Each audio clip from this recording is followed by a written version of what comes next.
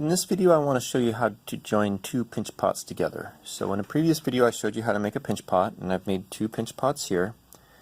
You want to make sure that the lip or the top of the pinch pot is not too thin. This is about 1/4 inch. If it's much thinner than that, when I press the two sides together they'll tend to collapse.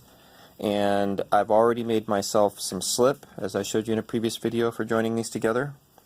I'm going to use my paper clip tool that we made to score the top surface of the pinch pots where I want to join them together. So scoring clay is basically just putting lots of scratch marks in clay. And notice I like to do my score marks in the direction of the clay wall.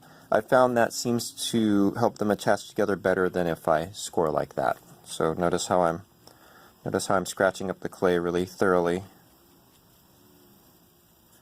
And I do that on both sides. So I'm going to score both of these.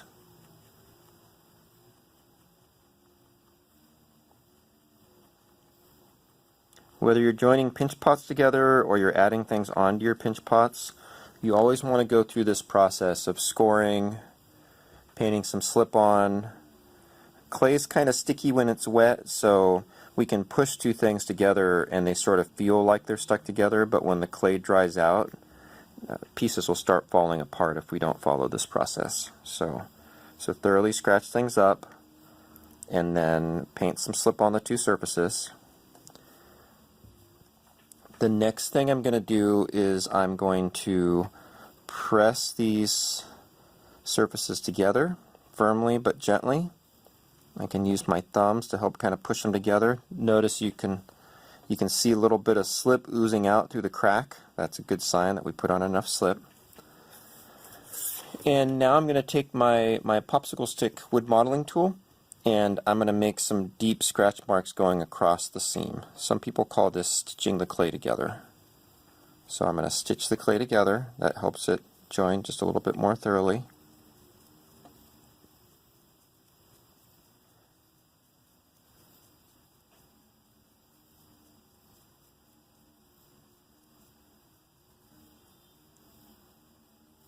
And now I'm going to roll out a little piece of coil, and I'm going to put this coil on top of the seam just to add a little bit of extra clay.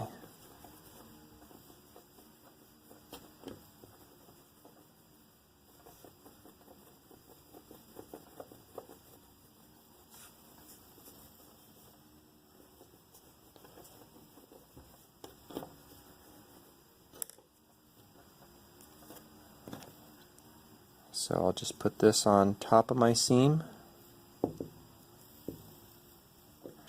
and now I'm going to squish a little bit of this clay in both directions across the seam. So I'm going to just use my thumb and my finger. Some people like to use a wood tool like the end of a popsicle stick for this to kind of squish the clay in both directions, but my thumb and my finger I think is a little bit faster. Whenever possible, I like to use my own hands for my tools. I just find I can work more quickly with my hands than I can a lot of times with another tool. Okay, so I've kind of squished that seam in both directions, put that coil across the seam, and then now I'm going to start to smooth out the clay. I would like to make it smooth enough that I can no longer tell where the seam was before I started. So it doesn't take very long, but I'm going to spend a little bit of time smoothing over the seam, trying to make it disappear. Now it's important to remember that once we've joined two pinch pots together, we have trapped air inside the pinch pots. And before we finish our project, it's really important that we poke a hole in it somewhere to let that air out. Otherwise, when it goes in the kiln and the air gets really hot, it'll want to expand, and if there's nowhere for that air to escape, it will cause the project to blow apart. So whenever we join pinch pots together to create a hollow form, we need to create a venting hole.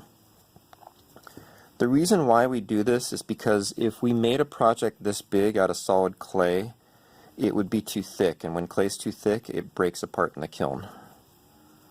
So by creating a pinch pot, we can make a larger project that's not too thick. And my pinch pot's getting pretty well smoothed out now. I can't really see where the seam is anymore. I could spend some time and get this really, really smooth, but I don't want this video to go too long, so I'm not going to go too crazy.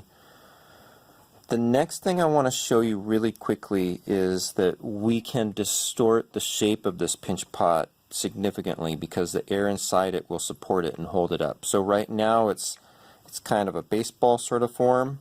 If I want to make it into more of a football shape, I can start padding on it.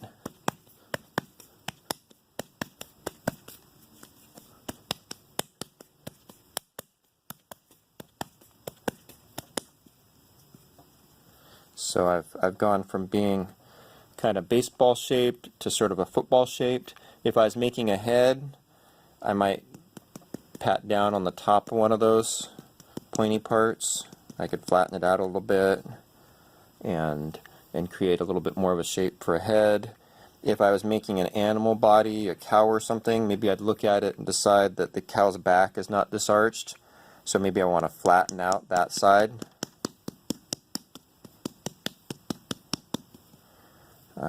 You can distort this form quite a bit and turn it into something else.